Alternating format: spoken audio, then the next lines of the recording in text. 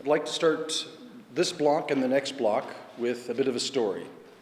And it's a story of where I come from. It's also part of the story of why I'm here. The first part is about a neighborhood called the South Side in the city of Pittsburgh. And it's actually quite a long story, but I'll do my best to make it very brief. Skipping through a period of about 50, 60 years. This is Pittsburgh downtown, probably about 6, 7 years ago. Well, this picture would not have been possible 30 years ago, 35 years ago, because you wouldn't have been able to see anything, because it was a steel city, totally dominated by the steel industry, and the rivers were an industrial asset, basically industrial infrastructure. So Pittsburgh, what relevance does it have here? Well, one of the things, I don't know if you can read this, the Pittsburgh Agreement. Has anybody heard of the Pittsburgh Agreement? No. Well, I'll read it. Signed here on May 31st, 1918, this document declared the intent of the Czechs and Slovaks to form a new democratic nation in Europe. So, Czech and Slovak, right? So Masaryk was in Pittsburgh. So that's part of the relevance. Why was it there? Because of a lot of the people working in the steel mills came from this part of the world. They were Czechs, Slovaks, and Poles. There were also Germans and Italians. But that's one of the relevant dimensions of Pittsburgh and its connection to here. So what I'd like to briefly discuss is the critical ingredients in this transformation of taking Pittsburgh from a city that was totally dominated by industry. It was functionally an unlivable city. It was only to work. How did it transform from that condition into one of America's best cities? Rated many times as the best city to live in or one of the top 5. So what are the critical ingredients to that success? Obstructions that needed to be overcome, value it now offers to the city as a place for people to love to live. Because people in Pittsburgh really love living there. The ecological impact, the economic value, and the role of the landscape architect in this process. So this is the steel mill that was located, I'll show you in an aerial photo in a minute, located right next to where I had my office. My office was right here. The building is still there, which I bought from the National Slovak Society. So way back in the late 50s, there were 2 men. This man on the left, Richard King Mellon, a hardcore Republican, a financier, one of America's wealthiest men. He was the banker for all of the steel industries, basically. And this man, David Lawrence, who was the mayor of Pittsburgh, and a hardcore Democrat. And these 2 men both realized that the future of their city depended upon them working together. And they shared one common goal, and that was to transform Pittsburgh into a place that people love to live. The quality of life had to be the first priority. Otherwise, Pittsburgh was destined to be doomed because people didn't want to live there. So, quite simply stated, these 2 men found common ground in a very basic, fundamental, we could say human right, a good place to live. This is the oldest aerial photograph I could find. So this is the Monongahela River, which was one of America's dirtiest rivers until about 20 years ago, and now there are, not in this river, but the other river, there are beaver living there. It's a very, very healthy river now, but it was simply industrial infrastructure. And this photograph was 1995, so this location is where that steel mill that you saw used to be. This is the neighborhood that is where all of the people lived that worked in that mill. So this was their employment. Their employment disappeared in 1985. It was gone. More than 50% of the businesses were closed, and unemployment was about 27%. The employed people were not working in the neighborhood, by and large. They were working in downtown, or had to commute great distances for employment. This is an aerial photograph from 2010, and you can see this has been filled in. Part of the story here is that when it became clear that the steel mill was going to close, before it closed, there was enough notice that the community decided they wanted to claim their destiny. So it was a community of largely elderly people, late middle age, people that had been working in the mills, people that were unemployed, and they wanted to continue to live there. They wanted their families to stay there. They came from Central Europe, many of them, to live there to create a new life. They wanted to declare their own destiny rather than be totally dependent upon one industry. So the community started an organization called the Southside Local Development Company, and it was created to, in a sense, find ways of promoting development. One of the first things they did was persuade a young man to open a restaurant right here. And that restaurant still exists. It was the first new business on the street in 15 years. And it was an instant success because it drew people both from the neighborhood and students from the universities across the river. So this artifact, which was torn down in about 2000, was across the river. And you can see this was from much earlier. This is from the late 70s, which is the time that I moved to Pittsburgh in 1979. This is that you can see the industry on the other side. This is the steel mill, and this was part of the infrastructure connecting these two sides of the steel mill called the hot metal bridge. And this is the way that it looks now. What happened between 1981, when that restaurant opened, and now is that this Community Development Corporation continued to, in very, very incremental ways, pursue their vision. And their vision had many, many cornerstones, but basically they wanted to have a diversified community that was self-sustaining, that embodied a high quality of life, and did not displace anybody. They also, affordability of housing was really important to them.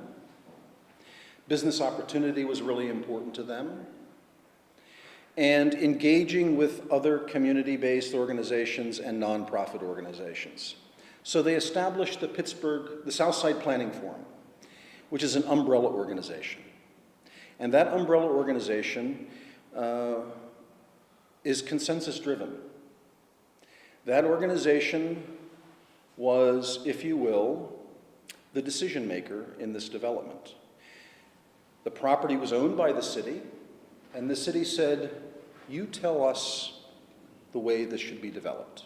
Because they had a very good track record of being, of increasing their capacity to make quality decisions, to integrate the community in their decision-making process. So what resulted was, and you can, I think, see here some of those priorities, that the new development in that large piece of land had to be totally integrated with the community. Functionally, it had to connect to the riverfront. It had to continue to expand opportunities for affordable housing, for employment, and for shopping and for entertainment. So those were the ingredients that the city required of developers to assemble. And as the developers submitted their proposals, the first thing the city said was, don't ask us for permission. You first have to coordinate with the community and get their consensus. Not just 75% or 2/3. The consensus-driven organization had to vote 100% in favor of any proposal. So one of the results of that is that there is no division between the people that are in that new development and the people that are in the community. They're totally integrated. Socially, economically, culturally, totally integrated. The river is an asset of the old neighborhood as much as it is of the new development.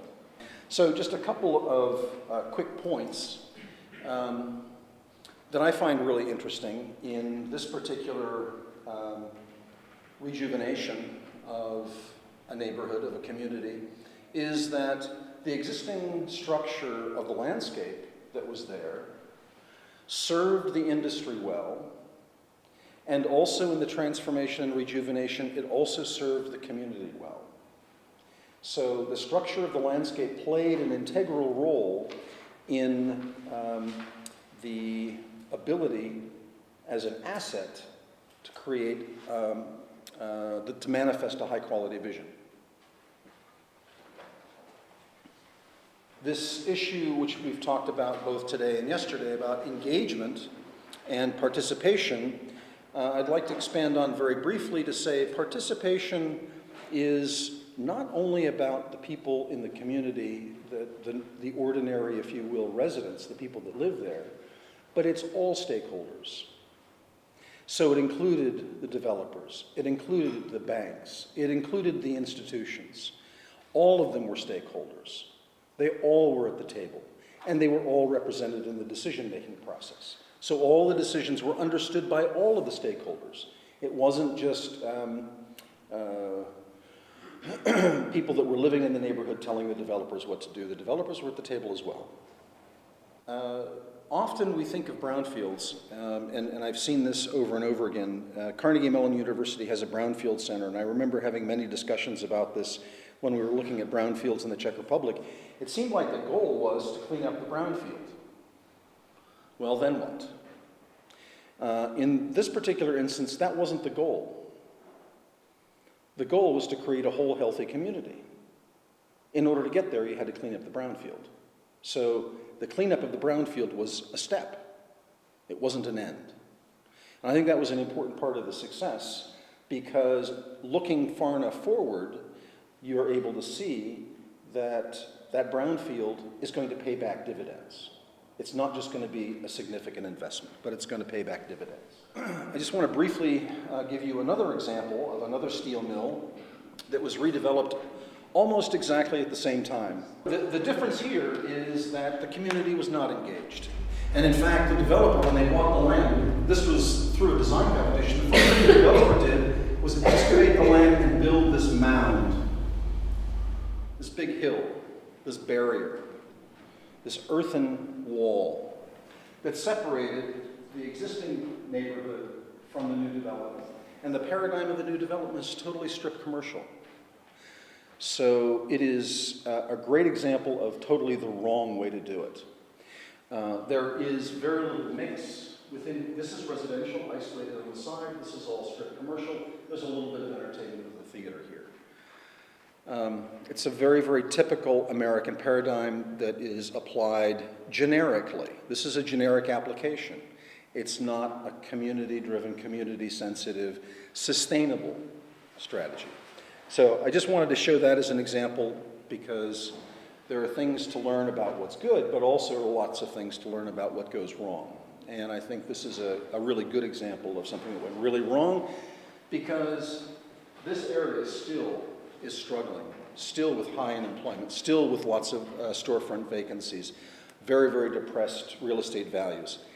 In the South Side, the real estate value for homes went up 500% in 20 years. 500%.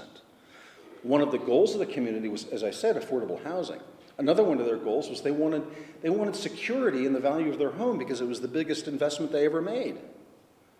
Well, they got both because the key was employment. People that are employed are able to afford a house that unemployed people can't. So when employment is 94%, then affordability is at a very different level and allows the increase in the real estate value.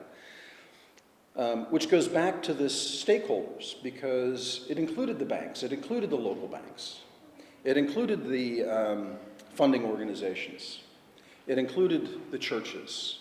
So all of them were stakeholders at the table looking at it from their perspective. If you remember, I told you about the local development company that was active from starting in 1982. They founded,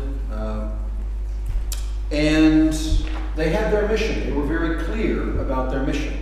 And generally, succinctly said, their mission was to establish the South Side community as a sustainable, viable community. And once their mission was accomplished, they would dissolve. They did exactly that. They had tremendous capacity that they built over the years, and this is their farewell announcement. After 30 years of helping the community, their job was done. The umbrella organization that I mentioned before remains in place to this day.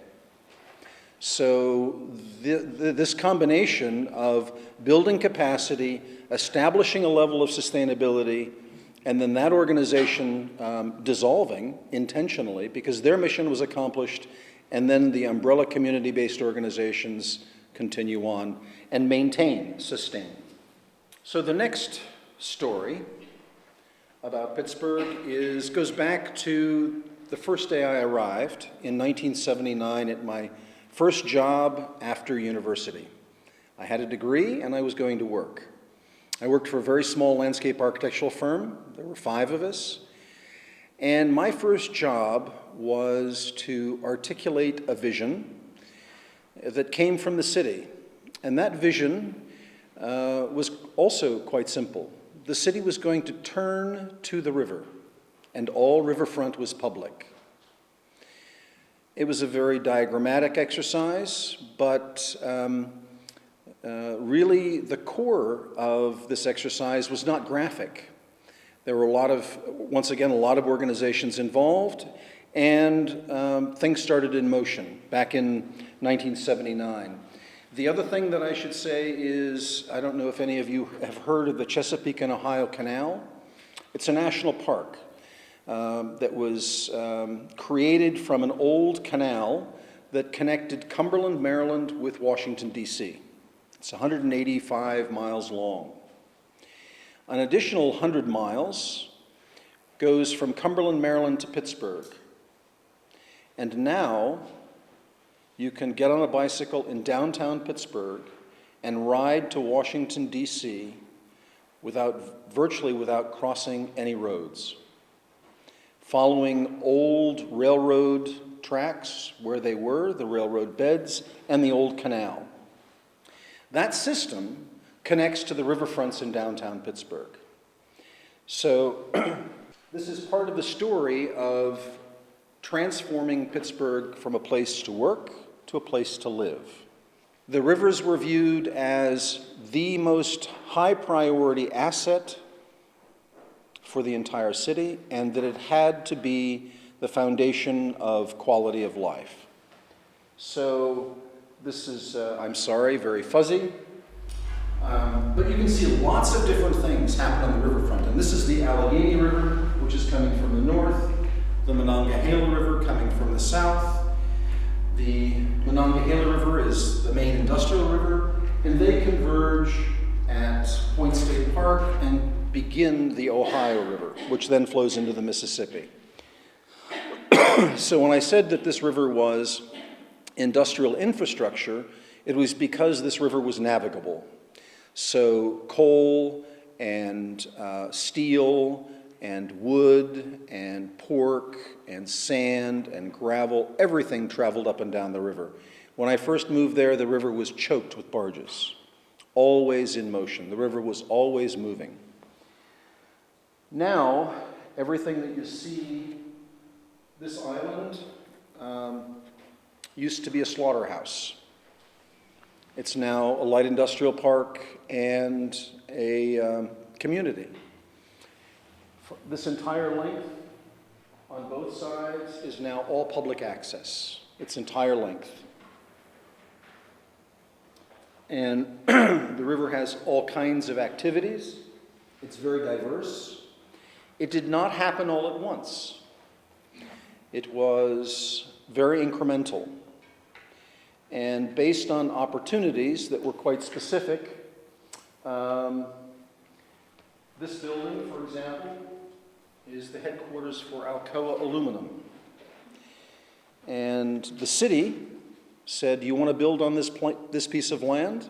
Fine, but you're going to improve the riverfront according to our riverfront public access design standards. And by the way, you're going to take care of it. And Alcoa agreed, because for them, they wanted, it was really important that their employees had direct access to this quality of life asset. They also wanted to have a very positive image in the city as contributing to the city. So that's just one example. This is a large residential community which was offered the same opportunity. The convention center. So the riverfronts throughout are accessible and diverse, constantly changing, but constantly alive. Safe, barrier-free river access, continuous. You can get on a bicycle, you can walk. I've seen people fishing from their wheelchairs. It's really quite an amazing place. Children playing, feeding the geese, whatever. It all happens here. This is the Alcoa headquarters. The path along, it's constantly alive. I don't have a photograph from inside. This is a new stadium for that American sport, baseball. And by a public authority, but they had the same obligation. Just because they were a public authority didn't mean they could do what they want. They had to do the same thing. They had to improve the riverfront, and they have to take care of it. What's really interesting is when there's a baseball game, there are a bunch of boats out here in the river. They're not watching the game because they can't see it. Everyone in the boat has a baseball glove because they're waiting to catch a home run ball. When you sit in the stadium, you get this great view across the river, and this Riverside Park, which was done by Michael van Valkenburg, if any of you know who he is. Part of the story is also that all of these projects were done individually, as I said, also with different teams of architects and landscape architects, and all of them had both. All teams had landscape architects working with the developer, with the owner. The firm that I worked for did this park, which was really the first part. This was done by, financed by Mellon Bank, if you remember Richard King Mellon from the earlier story. And this was old factory buildings that basically were falling down. They had to be removed. And this is where the first implementation, this was about 1983, 84. This was the first implementation of that riverfront development. And part of the intention here, I don't have the plan for it, but part of the intention is that these buildings separate and allow the park to come into the city, allow the riverfront to come into the city, which was also a really important part of the story. This is the Michael van Valkenburg Park, which is really quite challenged by a roadway down below and up above, which was radically changed. And it's just a wonderful place to walk. It's a very, very beautiful experience. This is the ballpark from across the river. And whenever there's a game, they close the bridge. And it becomes the way everybody walks across to go to the ball game. So the public space even takes over entire streets. And it's not just the bridge, but it's the entire street as it goes into the city. Once again, connecting the river and the city. This is some more waterfront development, a new football stadium. This is Del Monte headquarters. This is a very large casino.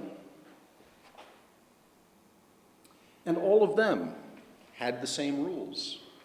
Yes, you can build on the riverfront,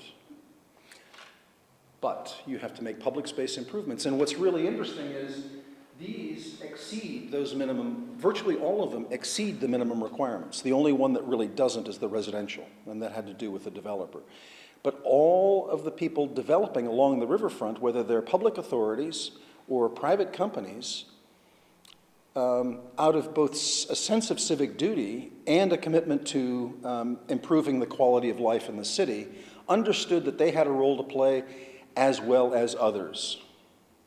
So they were making an incremental contribution, and they were proud of it.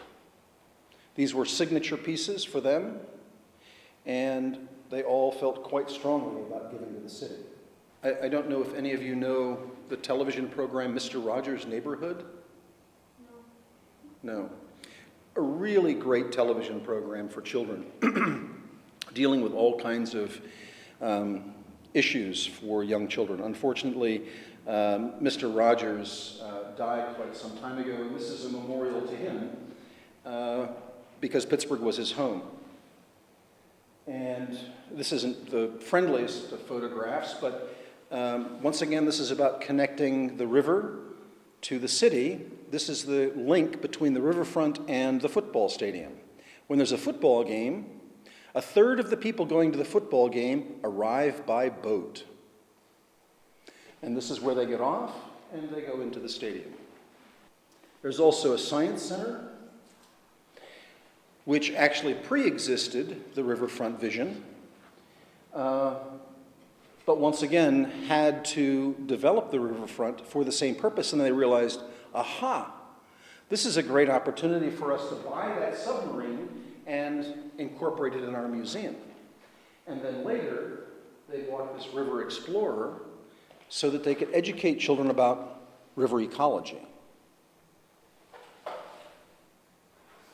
This is the casino, and outside they have this large amphitheater, because in Pittsburgh there are a couple of barges. One is an orchestra, and the other is, shall we say, a much more diverse musical venue. This is not about the casino, but that's the contribution the casino made to the riverfront. Their building is very unremarkable, but they really did, I think, quite a nice job on the riverfront, making an amenity for the entire city.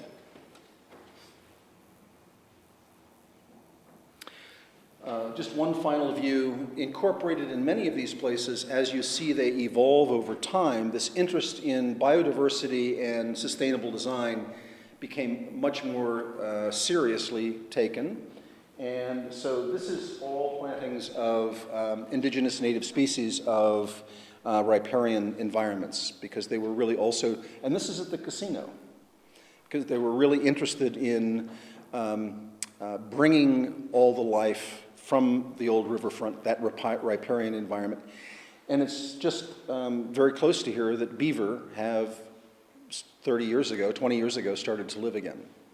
So this project is, shall we say, finished in terms of all the riverfronts in the city exist.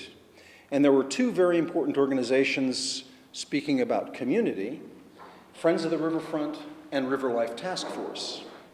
Those two organizations play very critical roles in connecting the community, the city, at a much larger scale with the decisions in the riverfront design process, and also in continuing to think about the future. Both of those organizations still exist. Their missions are not complete yet. So that's the story of Rivers of Steel, Rivers to Life.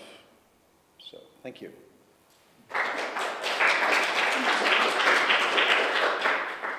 Questions?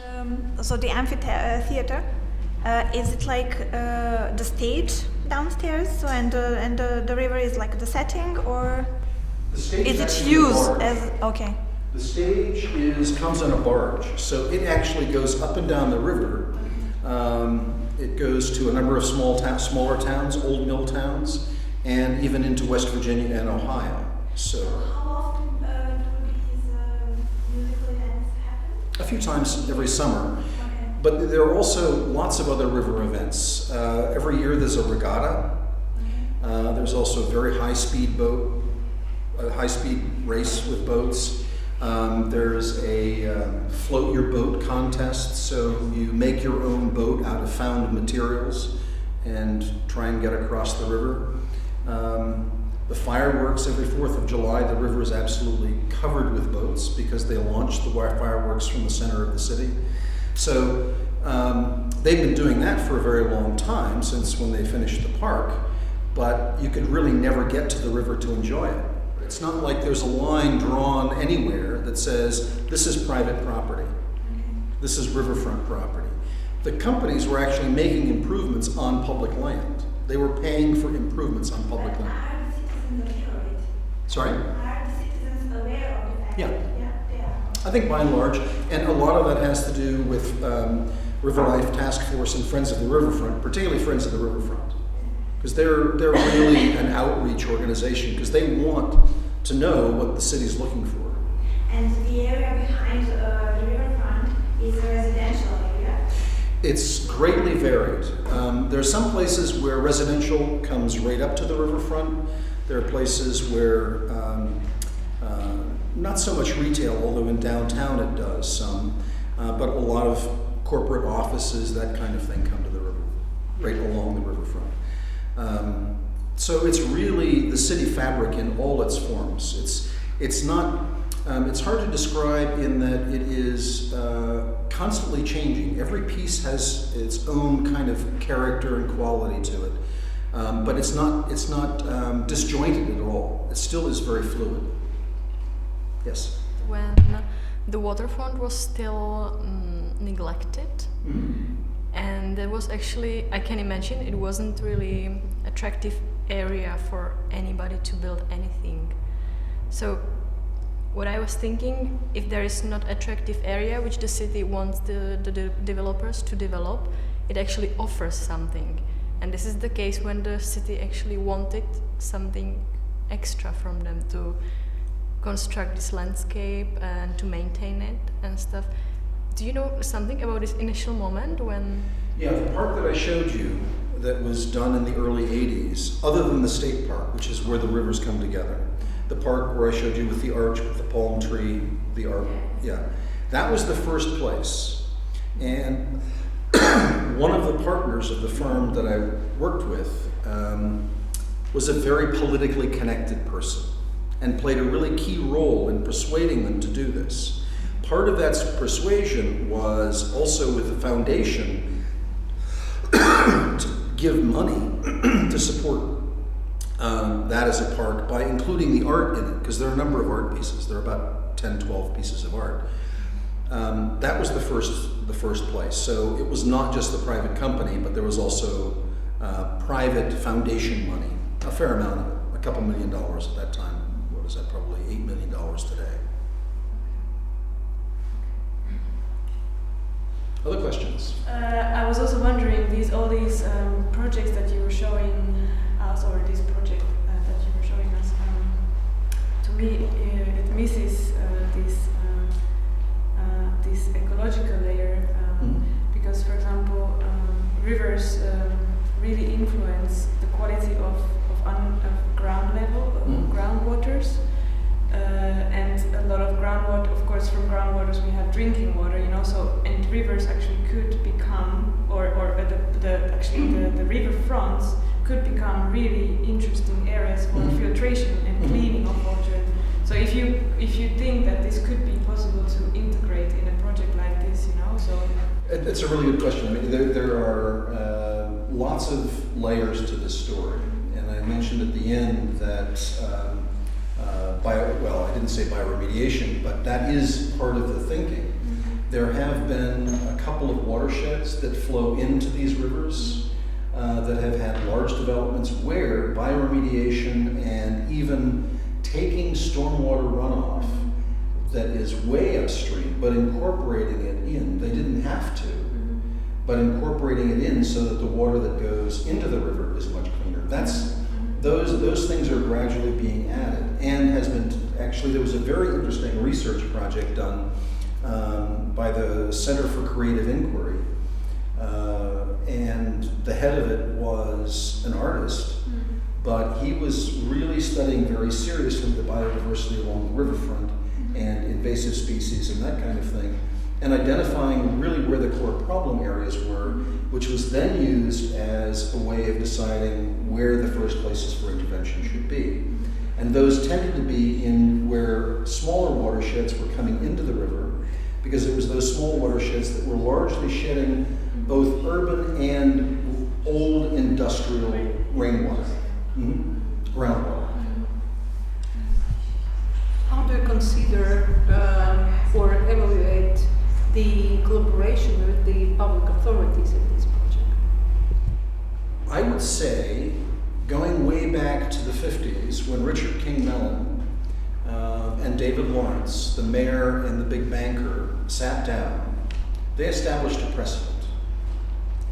And that precedent has been largely followed through.